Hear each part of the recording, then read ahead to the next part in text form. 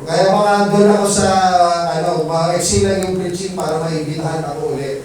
Anyway, it is our joy na ngayon po umaga makasama po kayo mga kapatid. I'm happy to see again the church, Redeemed Baptist Church. Actually, nung paakit kami ng Baguio, nag-usap kami mag-asawa. Ano nga pala yung pangalan ng church ni Pastor Ryan? Kalimutan na namin, Redeemed Baptist Church. So I'm happy, Redemption. Oh, sabi ko na nga ba, nalima ako. Redemption Baptist Church. Quiz na tayo. Kaya quiz na kami ni Pastor. Nagkamali rin siya dun sa pangalan ng church natin eh. Okay, Redemption Baptist Church. Okay, I'm happy to see everyone. Masaya ako makita na the last time na pupunta ko kami dito, andito na po kayo lahat at meron po mga bago at may mga kasama po tayo mga bisita ngayong umaga. And that's something that we should thank God for. So ngayong umaga, hindi po mag-preach na mahaba si Pastor Gerald. So allow me, Pastor, kahapon po kasi meron po kaming family devotion and also I have my personal devotion. So habang nandun po ako sa terrace nung transient po namin, meron pong dumapo na uwak. Ano yung uwak? Raven. Okay? Doon sa puno ng pine tree ba yun? O, maraming pine tree dito eh. So, personally, when you see a raven, uwak, ano yung unang pumapasok sa isip ninyo? Sige nga, ano muna ako, mag-survey muna ako para tingnan ko kung nasa isang pahina tayo. We are on one page. Pag uwak, ano ang ninyo? Impression. Uwak. Dirtiest bird, sabi ni Pastor. Ano pa? Masamang pangitain, tama. Yung mga alam yung mga pelikula, tapos may mga witch, kung ano yung mga nila, kung hindi vulture, crow, yun, raven, so masamang pangitain, dirtiest bird, ano pa? Ano ba yung impression sa raven? Uwak. Matalino ang raven kasi alam nyo, mamaya pag-uusapan natin yung tungkol sa raven. Medyo magdadive na ako. Yung kung pag-uusapan po natin is about the dirtiest bird, masamang pangitain na ibon, at yung sabi ng iba, it is a bad omen. Okay? Kung doon di tayo naniniwala sa malas at sa kaswerte, pero pag nakakita ka daw ng uwak, bugawin mo. Kasi bakit? It will bring you illness or death. Tama? Pero on the other hand, I can say, and we can say, mamaya, lalo po sa conclusion natin, that raven is a very intelligent bird. Okay? So ngayong umaga, let us allow the Word of God, naturuan po tayo, sabi ko nga sa inyo, this is just my personal devotion. So rest assured, maiksi lang ito, devotion lang ni Pastor ito eh. Pero pag umabot ng isang oras, medyo kabahan na kayo, mukhang hindi devotion yung ginawa ni Pastor ah. Mukhang preaching yun ah. Okay, so, let's go to God first in prayer. Luke chapter 12 po tayo. Luke chapter 12, and then I will just be reading one verse, okay, and then we will go to God in prayer. And can I read verse number 24, please? Just follow me with your eyes. Ang sabi po dyan, consider the ravens. Now this verse, particular verse, is a very familiar verse actually. Pero hindi dito sa Luke. Di ba, Pastor? Hindi dito sa Luke. Sa Matthew chapter 6, verse number 26. And I will go there para at least maunawahan po ninyo yung aking po gustong sabihin. Ang sabi po sa Matthew chapter 6, which is pag binanggit mo pa lang yung Matthew chapter 6, ano agad ang unang verse na pumapasok sa isip ko? Pag Matthew chapter 6. Seek ye first the kingdom of God, and all these things, yun ang gusto natin, shall be added unto you. And that is verse number 33. But, before verse number 33, meron kinikwento ko dyan si Matthew. Ano po yung kinikwento dyan? Ang kanya pong teaching dyan is about the treasures in heaven, starting in verse number 19, hanggang sa makarating po siya doon sa verse number 25, and he was talking about, don't worry, kasi yun po yung minsan problema natin eh. Pag yung pong ating pong puso, hindi natin alam kung nasaan, madalas tayong mag-alala. So, ang sabi ng Biblia, which is si Matthew po ang nagsulat po nito in the book of Matthew, ang sabi niya po rito sa verse number 25, "Therefore, I say unto you, take no thought." Pag sinabi mong take note, pag ibig sabihin, hindi naman mo, huwag kang mag-isip. Baho yung huwag kang mag-isip, sa huwag kang mag-aalala. So, ang gustong ituro sa atin ng Biblia, dito sa verse number 25, is we will not worry too much. Bakit po ako ng Baguio, Pastor? And this is a true story. It is my first time to drive going up to Baguio. At alam niyo ba, ilang gabi akong hindi makatulog. Kasi iniisip ko, sabi ko, kaya ko kaya? And I'm anxious, di ko lang sinasabi sa aking mga kasama, lalo kay Mrs. kasi pag sinabi ko, baka pati siya, nininervyos na rin. Pero kinakabahan, nininervyos, and meron po nagsasabi, okay lang naman yung may konting kaba. Kasi bakit? Ibig sabihin, pagka kinakabahan ka, ibig sabihin, tinuturuan ka rin ng isip mo na mag-ingat. Kasi minsan, pagka wala kang kaba, pag umakit ka ng Baguio, wala kang kaba, sigurado, hulog ka sa bengin. Di ba? Di ba pagka yung iba, pagkakala nila, kasi parang nila, drag race yung paakyat ng Baguio eh. Pero paakyat ng Baguio, nag-aalala ko, I was worrying, pero yung pong part para sa akin is precaution para hindi ako magmabilis ng takbo. So okay lang naman, pero ang gusto sabihin ng Bible, wag yung sobra. Yung sobrang pag-alala, minsan hindi na mo tama. And it will cause you harm. Let me tell you this. Di ba pag minsan nag-aalala ka, anong nabibigay niya sa iyo? Number one, bukod sa palpitation, wrinkles. Nagano'n ka lagi. Diba? Wala na naman akong pera. Wala na naman akong may... Hindi ko alam kung saan ako kukuha ng pagkain. So nag-aalala ka. Then pangalawa, hindi lang wrinkles. O, sino dito nagkakaroon ng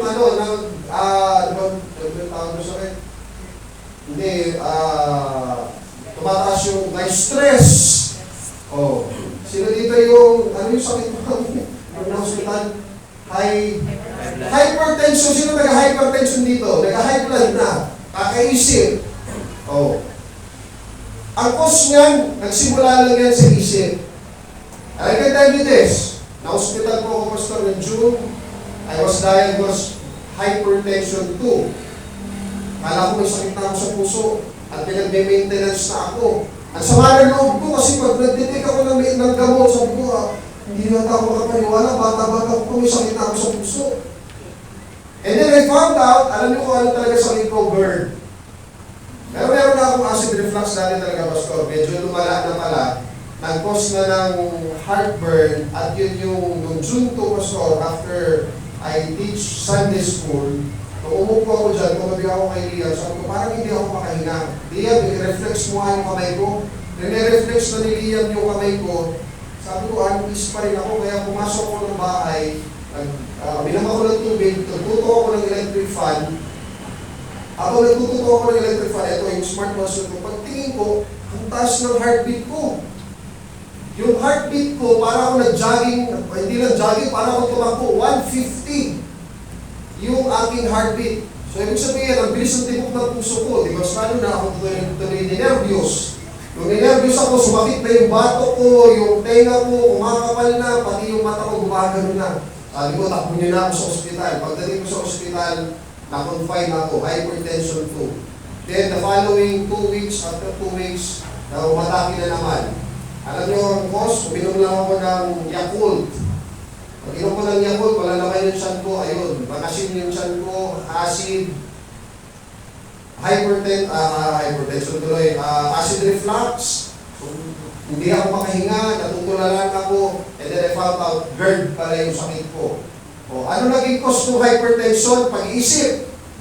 Akala mo may sakit ka sa puso, pero yun pala, GERD lang. Although, again, hindi natin pwedeng baliwalain yung sakit na yun. Sakit pa rin. Pero minsan, may mga ganun pangyayari sa buhay natin. Kaya sabi ng Biblia, let us take thought for your life. What you shall eat or what you shall drink, nor yet for your body what you shall put on. Is not the life more than meat, and the body than raiment? And listen to this, verse number 26. This is the most familiar verse kesa doon sa binasa po natin. Sabi ng verse number 26, behold the fowls. Ibig sabihin, yung mga ibon. Tama? Ito yung familiar verse. Sabi dyan, behold the fowls of the air, for they sow not, neither do they reap, nor gather into barns, yet your heavenly Father feedeth them. Are ye not much better than they?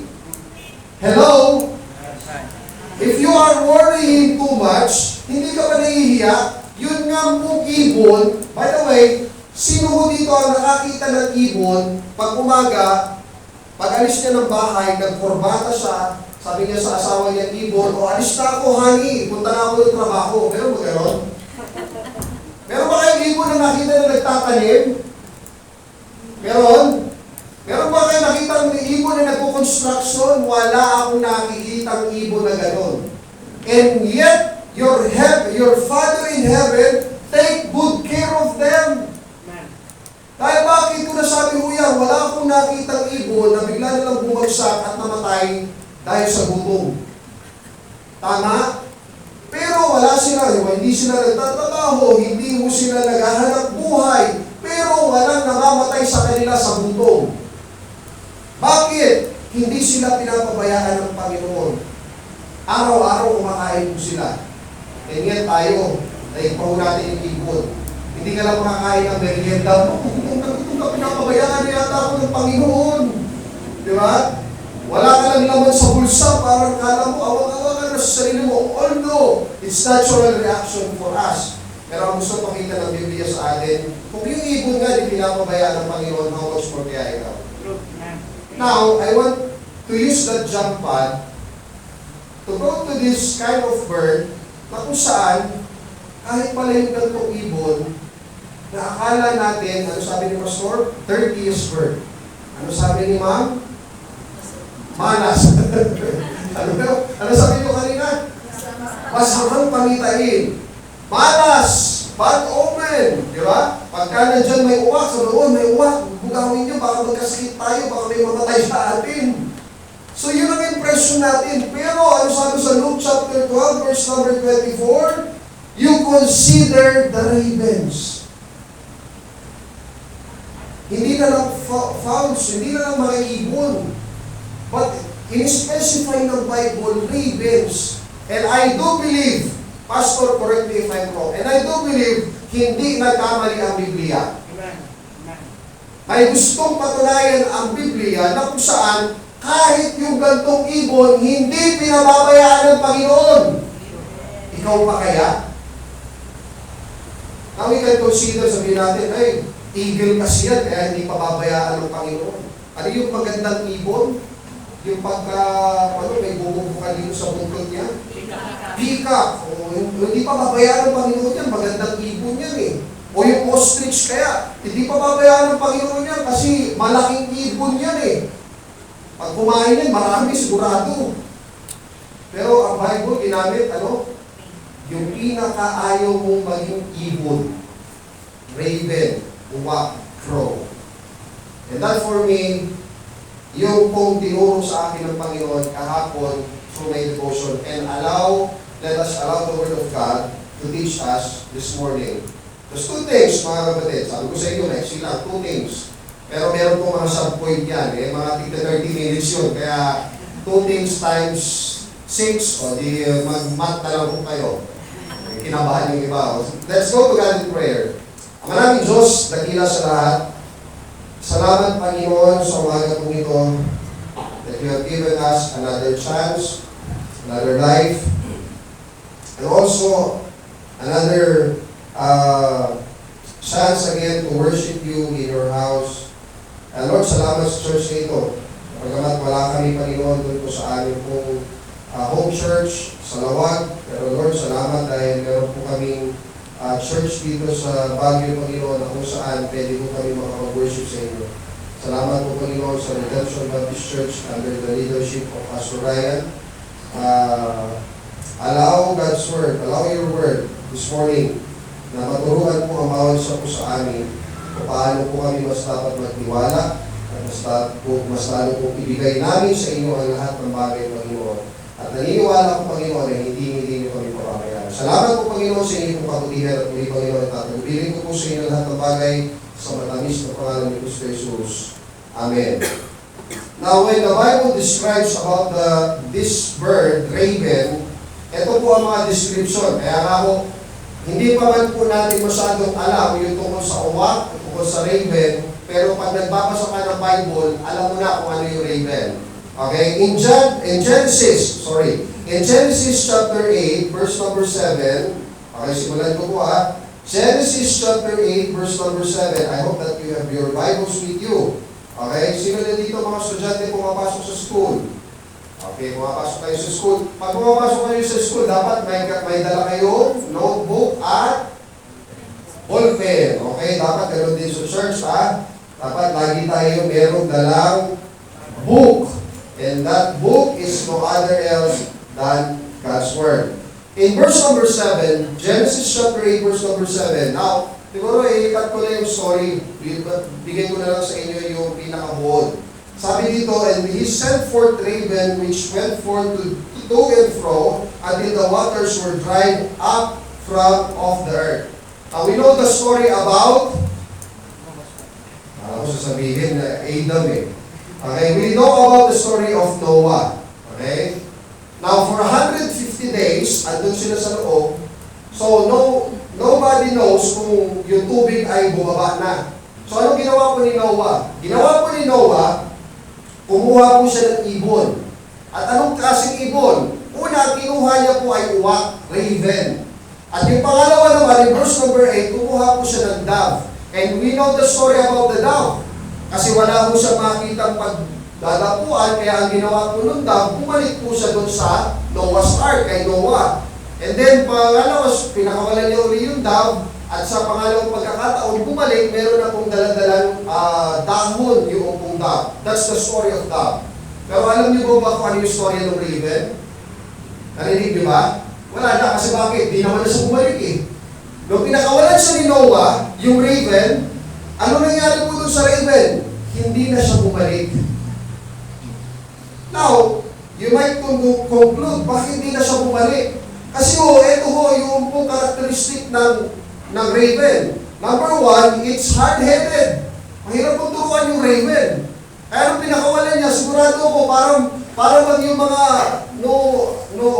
Ilocano kayo, Apo? Apo tuloy. Tagalog pala. Well, sino dito naging Ilocano? Wala. Kami lang pala, ni brother at sa pastor. Sa Ilocano, mayroong word na kagtiliw. Pag sinabi mo kagtiliw, ibig sabihin bagong huli. Pagka meron kang bagong huli, anong gusto niya gawin? Gusto niya makatakas. Now, yung raven, sigurado ko, ini-imagine ko, noong po kinuha siya ni Noah at pinakawalan po yung raven, ang unang nasa isip ng raven, babay Noah, hindi na ako babalik sa iyo. Hard-headed. And also, ravens are a bird that doesn't obey. Hirap pong turuan yung bird, kaya hard-headed po sila. And also, doesn't communicate. Kaya hindi na siya bumalik. Kasi bakit? Hindi na ako sa'yo babalik, Noah, kasi hindi ko sasabihin sa'yo kung saan ako pupunta. At mamaya malalaman natin na yung pong ibon na ito, hindi lang po siguro hard-headed, doesn't communicate o doesn't obey, but also in Proverbs chapter 30, verse number 17. Proverbs chapter 30, verse number 17. Okay, let's go there.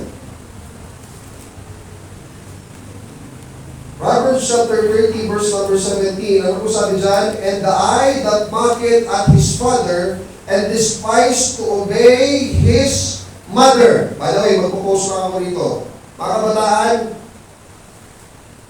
I see a lot of young people dito sa church na ito. Pero pwede ko ba sabihin ito, as a young people, always obey your parents. And by the way, hindi lang po yung tatay. May issue kasi dyan eh. Sabi ng mga nanay, bakit pag yung tatay mo yung nagsasalita sa'yo, sumusunod ka? Pag ako? O yan, nag-hirap yung mga nanay, di ba? Minsan nakaka-relate tayo dyan, di ba? Pero, young people, always obey and respect your parents, your father and your mother. Ito sabi ng Bible, pag hindi daw marunong sumunod at marunong rumispeto yung mga anak, anong gagawin po sa kanila ng Panginoon? The ravens of the valley shall pick it out. Ano yung tatanggalin sa kanila, mga kapatid? Yung kanilang mga mata. Now, I therefore conclude that this bird, eto mga uwak o ravens, are flesh eaters. At ang gusto nila kainin, kaya sinasabi ni Pastor kanina, the dirtiest bird. Ang gusto nila kainin, yung mga nabubulok na. Kaya hindi ka magtataka nung nagpakawala si Noah ng ibon, bakit hindi na bumalik yung raven? Oh, ngayon, you answer the question. Ba't di na bumalik? Ang dami pagkain. Doon kay Noah, doon sa Noah's Ark na na-diet ako, puro buto pinapakain sa akin ni Noah. At least dito, flesh, laman, pero nabubulok na. Yun ang gusto ng raven. Kaya nung pinakawala ni Noah, hindi na siya bumalik. Okay? So dito natin makikita, mag-prove that ravens eat flesh. Okay? Also another verse, Job chapter 38, verse number 41. Job chapter 38, verse number 41. Okay, Job chapter 38, verse number 41. Who provided for the raven his food? His young one cry unto God. They wonder for the lack of meat. Ano yung meat na yan? Actually, food yan. Pero ano yung meat na yan? Flesh. Sabihin, pag-alagala sila at naghahanap sila ng pagkain. Now, listen to this. Kaya ayaw natin ng raven. Pag pinag-usap, by the way, ang impression natin sa raven, especially when the Bible is talking, it is negative, madumi. Tapos, ang ano ba kulay ng raven? Itim. Diba? Tayo mga Pilipino, hindi ko maintindihan. Kayo manggi ang ating kulay, pero gusto natin maputi. Kaya gusto natin. Kaya nga yung iba gusto pumunta dito sa Baguio kasi bakit? Kahit may araw, abay malamig, hindi umiitim. Lumapag ka dyan, Ilocos, lalo doon sa amin, sa Ilocos Sur, Ilocos Norte. Yung Ilocano, pugot. Pugot? Hindi pugot na maitim. Kasi bakit? Yun ang natural na kulay ng mga Pilipino. Kasi bakit? Ayaw tanggapin ng mga Pilipino kasi masisipag ang mga Pilipino kaya laging bilad sa araw. Kaso nauso yung glutathione, ano ba yung mga nilalagay lotion. Pero pag itim, nakakita ka ng itim, ayaw mo yan. That is raven, okay? And also, in Leviticus chapter 11, verse number 15, and also Deuteronomy chapter 14, verse number 14. Now, siguro hindi ko na pupuntahan yung mga verses, but I can tell you this. Ano yung utos ni Moses? Huwag niyong kainin itong mga ibon na ito. At isa sa mga pinakalanan niya, ravens. Bakit? They are unclean birds. So yun yung sinasabi ni Pastor kanina. Okay, maduming ibon ito. And just consider kung yung ibon, yung raven, ay kumakain ng laman at bulok na laman, imagine mo kung pag kinain mo yan, madumi. Now this is the impression about ravens. Negative, hindi maganda. O sino dito perfecto? Ano ba? Sino dito ang kahit kailan hindi nagkakamali? Ano ba?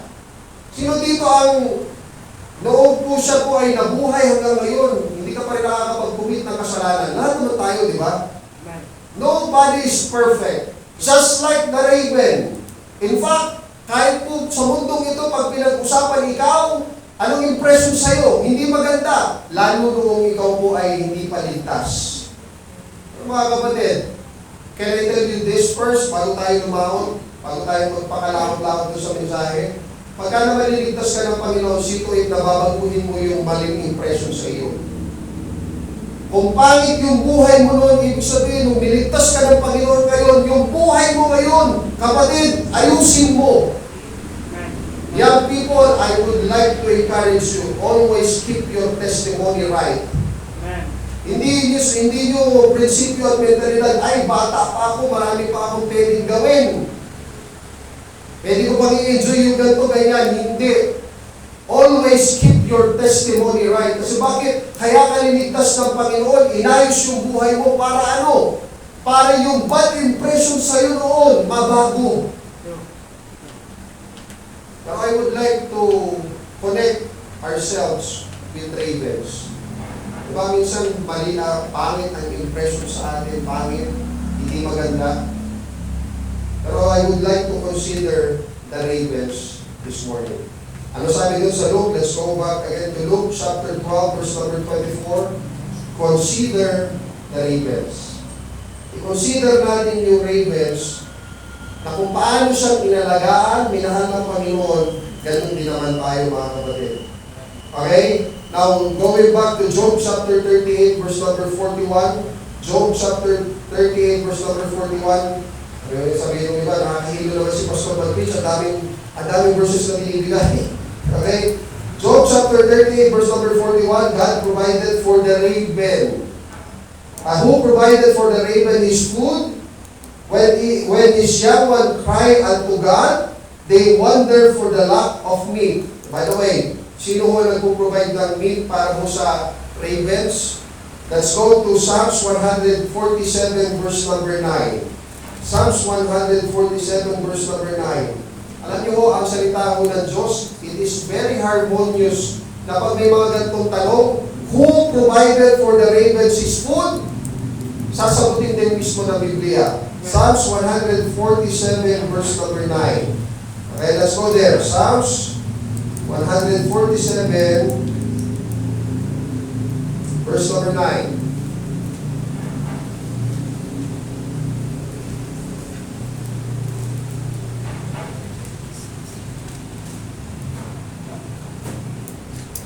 He giveth to the beast his food, and to the young raven which cry. Sino ho ang nagpapakain sa kanila mga kapatid? Panginoon. So consider the ravens. Na kung paano inaalagaan ng Panginoon, God take good care of them. Eh ganoon din naman po sa atin. By the way, before we go to our first point mga kapatid, let me say this. God is not a respecter of a person. Sabi ni Arnold Claudio ba yun? Walang kinikilingan. Mike Enriquez. Walang inuurungan, walang kinikilingan. Servisyon lamang. Servisyon totoo lamang. Di ba? Eh may kung news anchor sinasabi yun, how much more kaya sa Panginoon? In Acts chapter 10, verse number 34. Acts chapter 10, verse number 34. Acts chapter 10, verse number 34. Ano po sabi po dyan mga kapatid? Sabi ni Peter, he opened his mouth and said, of a truth, katotohanan, I perceive that God is no respecter of person. Ibig sabihin, wala hong kinikilingan ng Panginoon. Hindi yung pong mga pogi lang ang kanya pong mahal. Kung pogi lang, kawawa naman sila. Hindi lang yung magaganda yung aking mahal, di kawawa rin naman sila. Puro mga pogi magaganda tayo ngayong buong umaga. Hindi lang yung may pera yung aking mahal o yung aking kinikilingan. Hindi lang yung may pinag-aralan. Ang Panginoon wala hong kinikilingan. Wala hong pinipili, ay ito lang yung mahal ko. Diba, lalo sa panahon natin ngayon, may discrimination. Ayaw natin sa kanila kasi bakit? Hindi ko sila feel. Pero ang Panginoon, hindi ho siya nagbabase sa pakiramdam. Lahat ng tao mahal niya. At importante at mahalaga po sa kanya mga kapatid. Now, let's go to Matthew again. Matthew chapter 26 and Luke chapter 12 verse number 24. Luke chapter 12 verse number 24, ano po sabi dyan? And I will complete the verse. Consider the ravens, for they neither sow nor reap, which neither have storehouse nor barn, and God feedeth them. Alam niyo, gusto ko yung Bible. Alam niyo kung bakit? Every word, every God's word, pagka ninamnam mo mabuti, magpapasalamat ka sa Panginoon. Ano sabi ng Bible? Wala ho silang stock room, wala ho silang barn, wala ho silang factory. Pero ano sabi dito? God feedeth them. Pinapakain sila ng Panginoon. Sino nagpapakain sa kanila? Panginoon. Alam niyo, pagka ho kayo po'y lingkod ng Panginoon, iisa ho yung pong linya na mga missionaries and pastor when they begin a work. Ano sabi nila? Sa biyaya ng Panginoon, hindi ako pababayaan ng Diyos. Kasi totoo naman po talaga mga kapatid.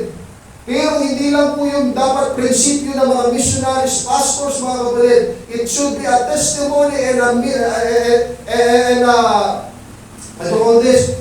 statement na dapat nagagaling din sa anak ng Diyos, mga kapatid. Sabi po rito, God feeded them. Sino ang pinapakain ng Panginoon? Yung mga ibon. And this time around, mga kapatid, in Luke chapter 12, verse number 24, you consider the ravens. Pinakamadumi, malas, at masamang pangitain ng ibon, and yet your heavenly Father feeded them. Magbigay ka ng malaking katanungan, ako, mapamayaan kaya ako ng Panginoon? And then sabi pa rito, how much more are ye better than the fowls? Hindi hamak naman mas importante ka kaysa sa ibon. Hello? Amen. Sino mas mahalaga sa paningin ng Panginoon? Ibon o ikaw? Well, tayo mga kapatid. So number one, mga kapatid. Number one, God will take care of you. God will take care of you. Are you not much better than ravens? Kung yung ravens, nasabi ng iba ay malas, ayaw ng iba kasi bakit nagbibigay ng sakit o ng kamatayan, maduming ibon, and yet hindi pinabayaan ng Panginoon, how much more kaya ikaw? Ikaw pa mababayaan ng Panginoon? Ikaw na naglilingkod sa Kanya, you are very faithful, you are doing God's work, you are obeying God's will in your life, and yet pababayaan ka ng Panginoon? You consider the ravens.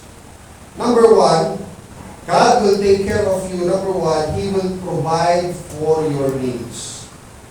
He will provide for your needs. When we talk about taking care of us, unang-unang pumapasok sa isip natin, Lord, please, wala na po kaming pambayad ng kuryente, ng ilaw.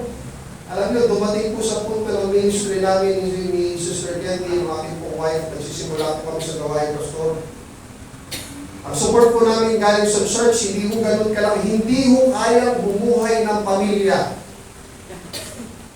I will tell you that. Pero sa biyaya ng Panginoon, hindi kami pinabayaan ng Panginoon. Kita niyo ba kung ba ako pinabayaan ng Panginoon? Kung malaki na kayo dyan ni Pastor eh.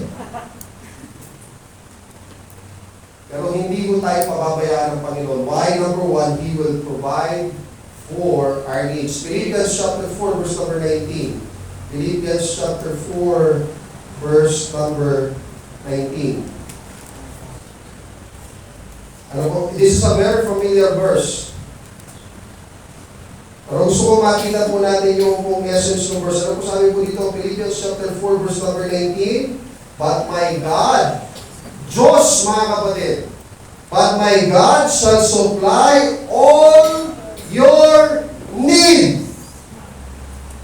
Now, alam niyo kung pangahawakan ko yung verse na ito mga kapatid, medyo kakabahan ako pagka hindi mo kinumpleto yung verse mga kapatid. Alam niyo kung bakit? At sabi po rito, but my God shall supply all your needs. At kapag kahawag nangako po niyan mga kapatid, yung gobyerno po natin, kabahan ka. Hindi makakarating yan. Pagka nangako po niyan mga kapatid, tao lang, medyo kabahan ka, pero ano po sabi? But my God shall supply all your needs. And listen to this, according to His riches in glory by Christ Jesus. Sa pamamagitan ng biyaya ng Panginoon. And by the way, sabi doon, in His glory. Mauubos ba ang gloria ng Diyos? Hindi. Kaya ganyan po yung provision ng Panginoon sa bawat pangangailangan po natin. Sino ngayon pong mga kapatid, you have needs? Parang mayayaman yung mga members ng pastor. Wala silang mga pangangailangan. You have needs. Every one of us have needs. Pero hindi po ba tayo nahihiya minsan?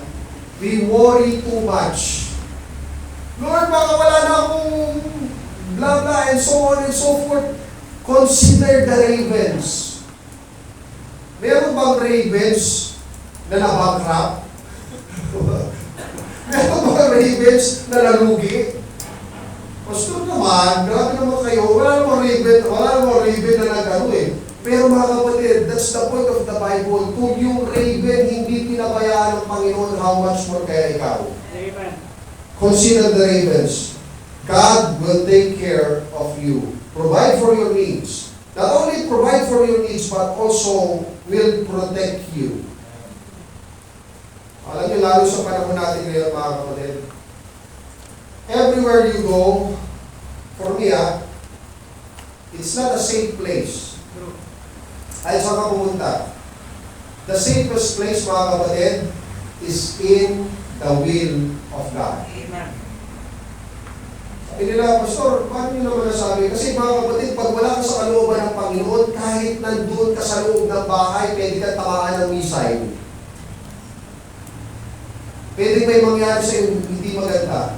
Kasi wala ka sa kalooban ng Panginoon eh. Pero pag nasa kalooban ka ng Panginoon, kahit nasa gitna ka ng Afghanistan, o ng Marawi, o saan man may gera, pero pag nasa kalooban ka ng, nasa biyaya at kalooban ka ng Panginoon, you are in the safest place. Ako, kung naririnig niyo po yung mga storya ngayon, mga kapatid, pero sabi nila, may mga mangyayaring hindi maganda, this 2024, sabi ko, matagal lang story yan eh. Matagal naman ang may naririnig na ganyang sinasabi na maybe this is the last year for us. Listen to me mga kapatid. Ano sabi ng Bible? Ni isa walang nakakaalam. Sino lang nakakaalam? Only the Father in heaven knows when the time will come. Pero minsan yung lalo yung mga istorya ng end of the world, Pastor, inuunahan ng Panginoon, magubunaw na ang mundo. And listen to this, kung anak ka ng Diyos, bago pa man magunaw itong mundo na ito, wala na tayo dito mga kapatid. Amen. And that is the safest place that you can be, mga kapatid. Kaya nga ho, ito ang gusto ipakita sa atin ng Panginoon. Consider the ravens. Hindi yung pinapabayaan ng Panginoon yung pangangailangan ng ravens. And also, God is protecting the ravens. How much more kaya ikaw? In Isaiah chapter 54, verse number 17. Isaiah chapter 54, verse number 17. Ang sabi po niyang verse, no weapon that is formed against thee shall prosper. Sino dito may mga death threat? May bira, may death threat. Sino ho dito na pagbantaan yung buhay mo?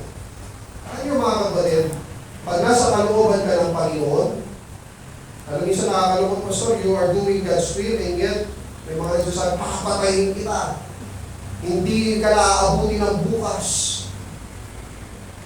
Pero pag nasa kalooban ka ng Panginoon, you will be protected by God. Amen.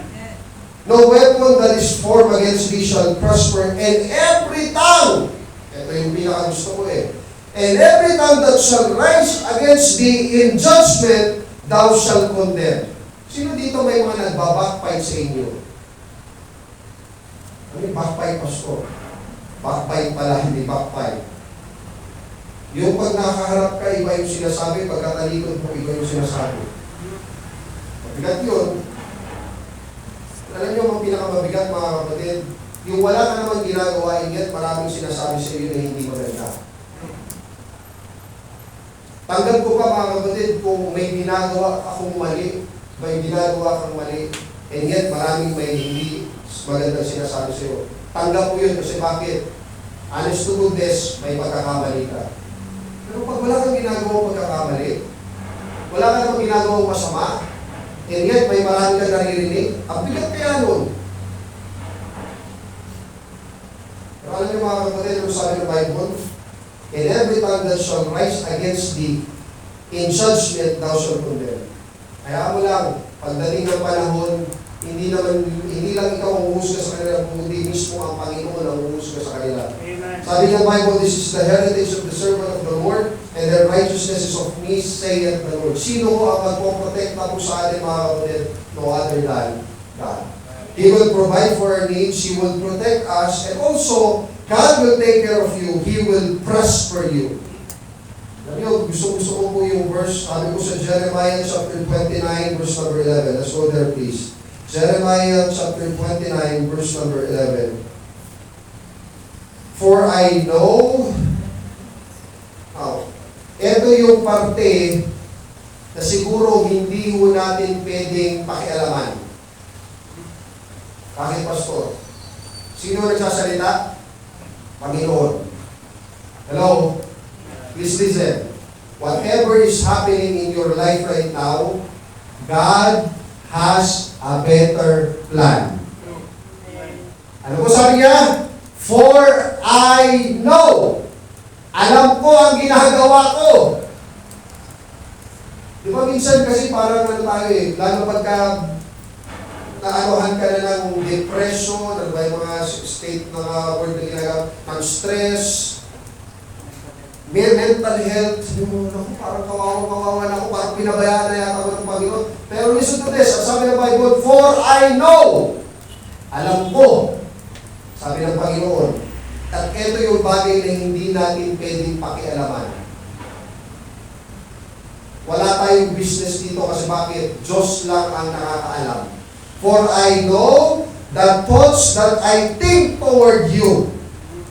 By the way, kung wala tayong pakialam dun sa unang part ng verse, dito naman ako binurog ng Panginoon yung puso ko. Alam niyo kung bakit? Just like the raven, wala akong kwenta, wala akong negative ako sa harapan ng maraming tao, and yet, ano sabi ng Bible? God is thinking about me. The thoughts that I think toward you. Sino ka ba? Ano ka ba? Ano yung mga ginawa mo? And yet, God is always thinking about you. Saith the Lord. At anong iniisip ng Panginoon? Ito ho ang iniisip ng Panginoon, God of peace and not of evil, and give you an expected end. Hindi unexpected na you expected. Ano po yan? Magkahiwalay. Kasi pag sinabi mo unexpected, ibig sabihin, nagulat ka. Hindi mo inaasahan. Pero ito, ibig sabihin, unexpected. Expected mo mangyayari. Ano yung gustong gawin ng Panginoon sa iyo? To give you a better future and hope. And that is how God is thinking about you. Hindi ka na basta iniisip ko, paano ko ba bubuhayin itong tao na ito? Hindi ko Iniisip ka ng Panginoon araw-araw para bigyan ka ng kapayapaan and to prosper you. My friends, we are blessed. Bakit? Kung yung ravens, hindi pinapabayaan ng Panginoon, God is taking care of them, their needs, their protection, and God is prospering them, how much more kaya ikaw? I hope nakukuha niyo po mga kapatid. We consider the ravens. And number two, not only God will take care of them, but when we talk about the story of ravens sa Bible, mga kapatid, ito yung isa sa pinaka-tingin ko sikat na storya. Do you remember Elijah? Anong part ng story ni Elijah ang naalala nyo? Nung tinawag po siya ng Panginoon, ano po sabi kay Elijah? You go to this certain place, the desert. Puntahan lang po natin. 1 Kings chapter 17. 1 Kings chapter 17.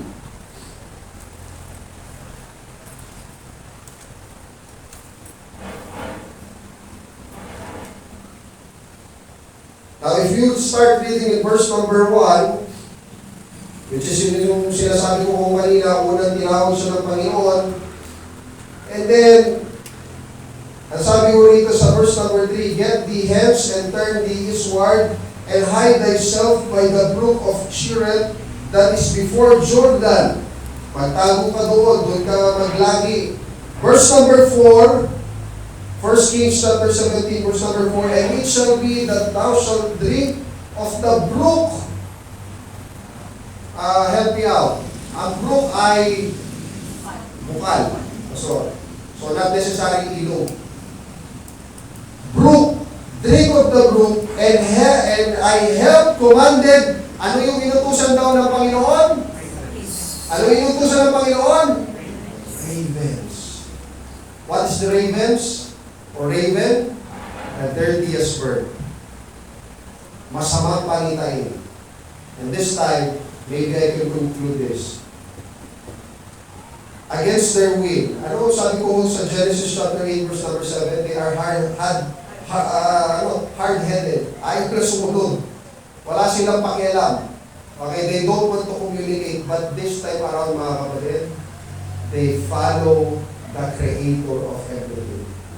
Ano sabi ng Panginoon? And they have commanded, and I have commanded the ravens. The ravens, the most hard-headed birds.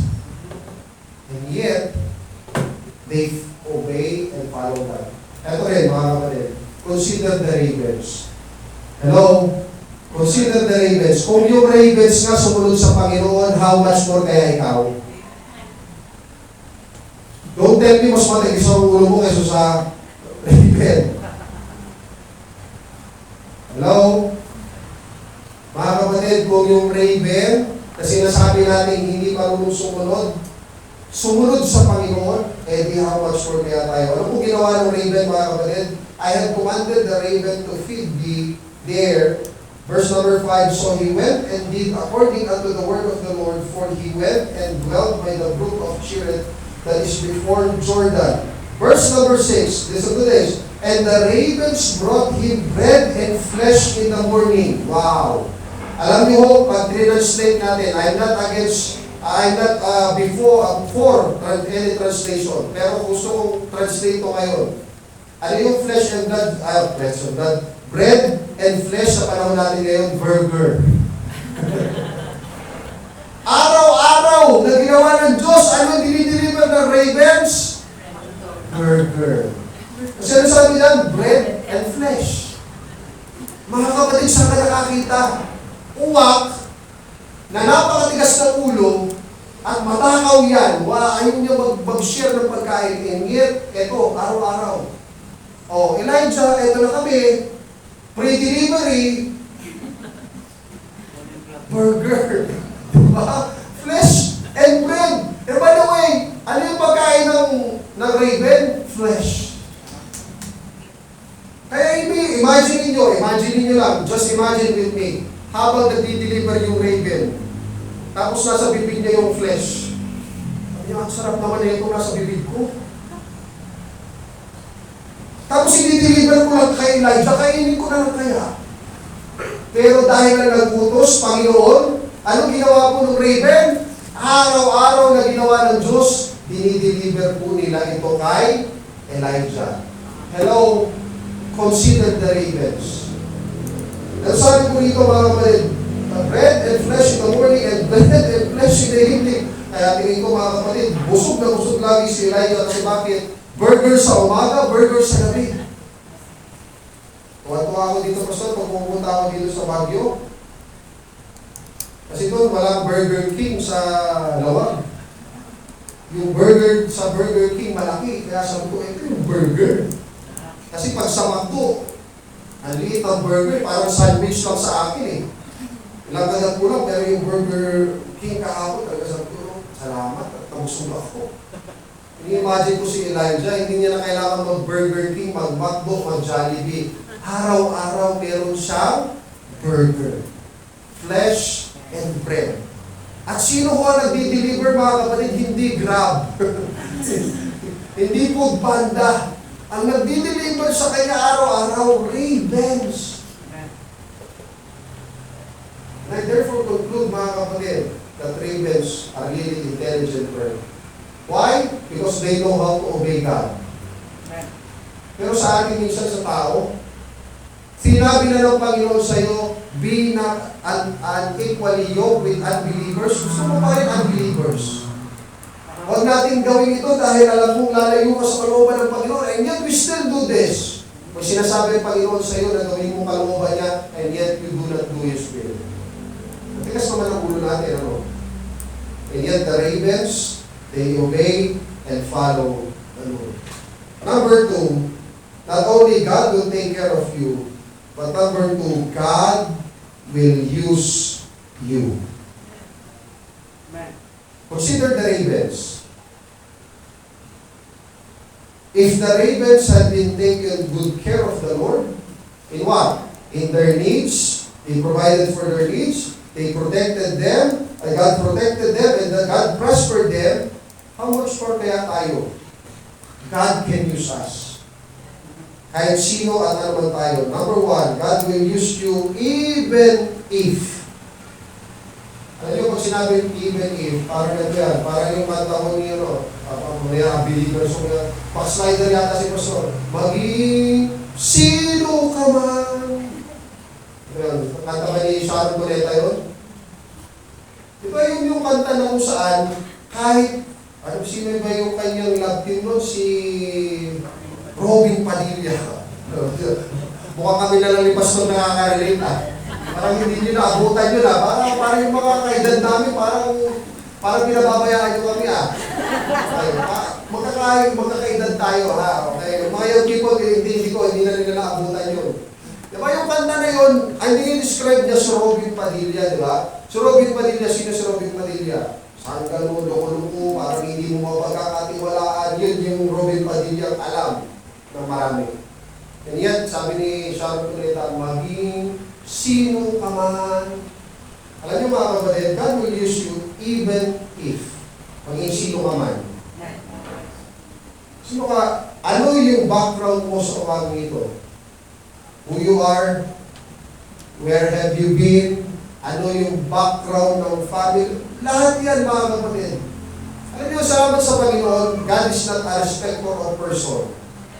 Hindi ka titignan dahil hindi kita pwedeng gamitin kasi ito yung ginawa mo nung nakaraan. Ito yung ginawa mo dati. Hindi mga kapatid. God will use you even if and even of your past and mistakes. Lahat tayo nagkakamali. Yung tanong ko kanina mga kapatid, sino dito perfecto? Wala. Because every one of us commit mistake. Isang ayon si baby. Lahat tayo nagkakamali. So listen to this. Consider the ravens. Kung yung ravens ginamit, eto lang, just imagine with me. Bakit hindi eagle ang kinumandan ng Panginoon para mag-feed kaya ano? Bakit hindi dove? Bakit hindi maya? Siguro sabi, walang maya doon sa Israel. Dito lang sa atin, meron. Pero bakit sa lahat ng ibon, raven? Because God wants us to show na kahit ito matigas ng ulong raven na ito, pwede kong gamitin. Kahit hindi maganda ang impression sa kanya, he is a thin bird, he is the dirtiest bird, he has a lot of negative impression, and yet I can use that bird. Sino ka at ano ka ngayon? Yes, you can criticize yourself. Mag-self-pity ka, Pastor, tingin mo, hindi na ako gagamitin ng Panginoon. Eto lang ako. At then, tell you, kapatid, hindi ka gamitin ng Panginoon. Even if, even of, and even without. Alam nyo, eto pinakagusto ko sa lahat, mga kapatid. When God calls, He will enable. Hindi mo tinitingnan ng Panginoon kung magaling ka o nakapag-aral ka, marami kang pera, basta tinawag ka ng Panginoon at gagamitin ka ng Panginoon, kahit hindi ka qualified, ika-qualified ka ng Panginoon. And that is the amazing thing about our God. He used even the ravens. So let us always consider the ravens. This morning, I hope, ito ho yung pinaka-gusto kong makuha po natin. Raven yun, mga kapatid. Pero hindi kahit kailan pinabayaan ng Panginoon. How much more kaya ito? Raven yun, pero kahit raven siya, matigas ang ulo, pero ginamit siya ng Panginoon. And listen to this, nung sinabihan siya ng Panginoon, sumunod siya sa Panginoon. But he was considered as a hard-headed bird. So, sino tayo mga kapatid? Pagmamatikasin ba natin yung puso natin sa harapan ng Panginoon? Again, let's go back to First point, God will always take good care of you. Remember that. He will not forsake you. Hindi ka niya pababayaan. Yet, this simple thing, pagka naman gusto kong gamitin ng Panginoon, kapatid, magpagamit ka. Huwag naman mundo ang mas nakikinabang sa iyo kaysa sa Panginoon. Pakinabangan ka naman ng Panginoon. Pag sinabi sa iyong anak, kailangan kita. Anak, gawin mo to. Anak, ito dapat ang sunod at mangyari sa buhay mo. Ito problem. Consider the ravens. Manalangin po tayo. Maraming Diyos pagkila sa lahat.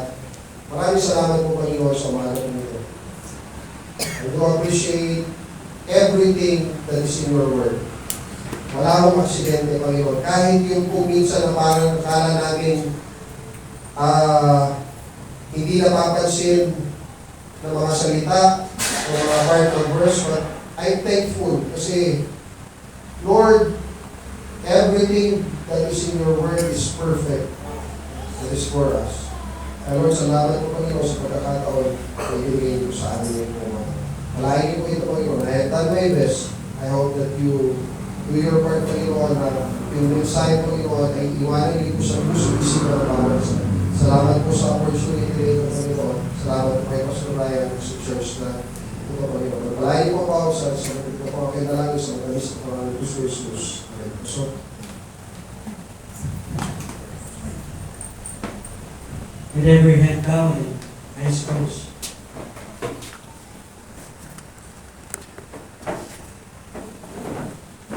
Consider the ravens, which is so. Hindi sila nagtatrabaho, hindi sila nagtatanim, but God provides for their needs. What specific need do you have right now?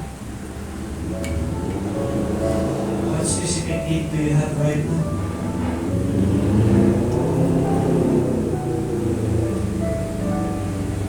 When God can use the ravens to feed Elijah, God can use you.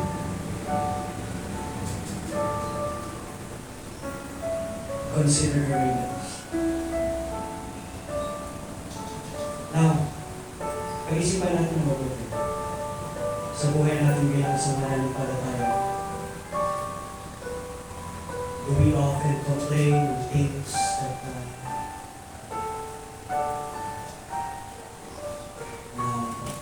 mahirap sa buhay? Well, let's consider the ravens that provide for them. Pastor, I'm here right now. Nandito ako ngayon. I am in great need of something. And the message they talk to you.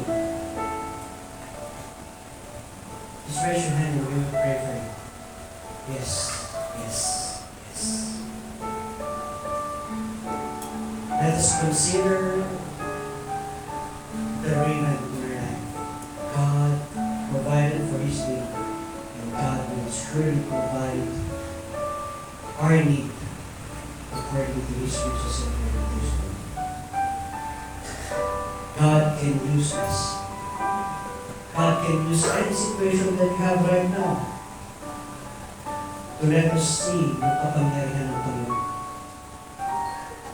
I'll give you time to pray. This message speaks to us as a whole. Maraming nagdadaan sa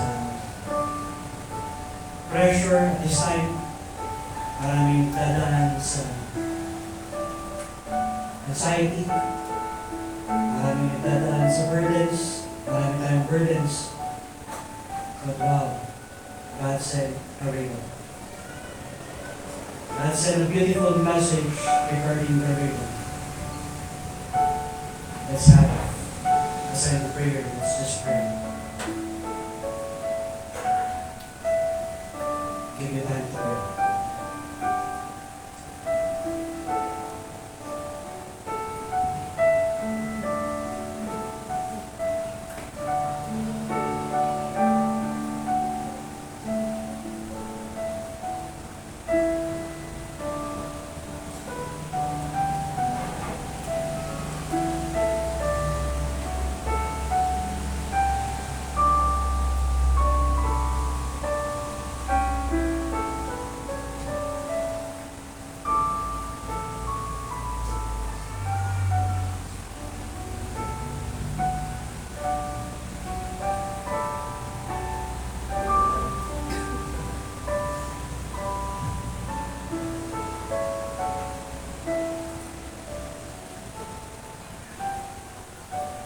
Father God in heaven, we come to you with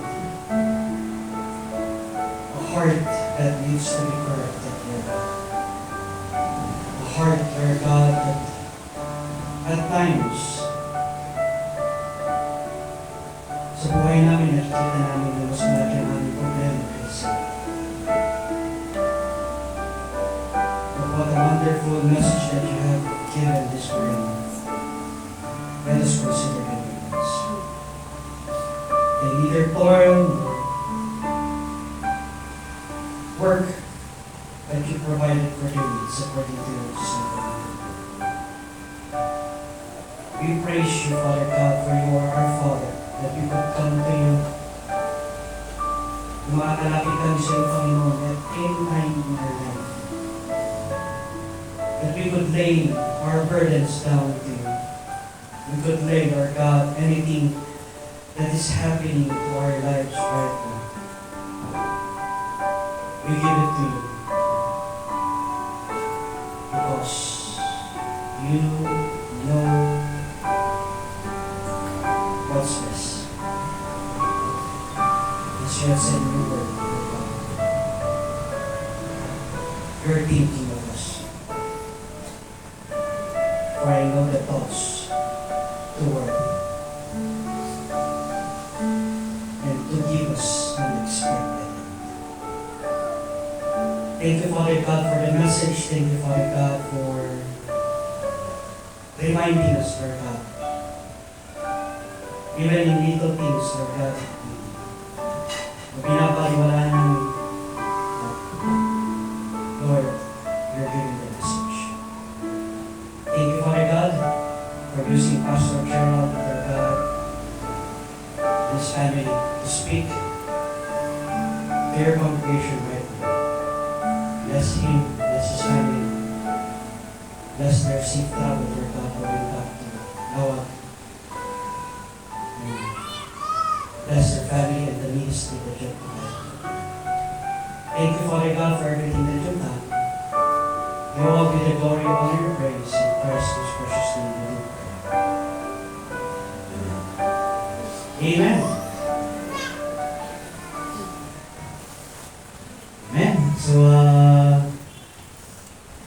and then the message.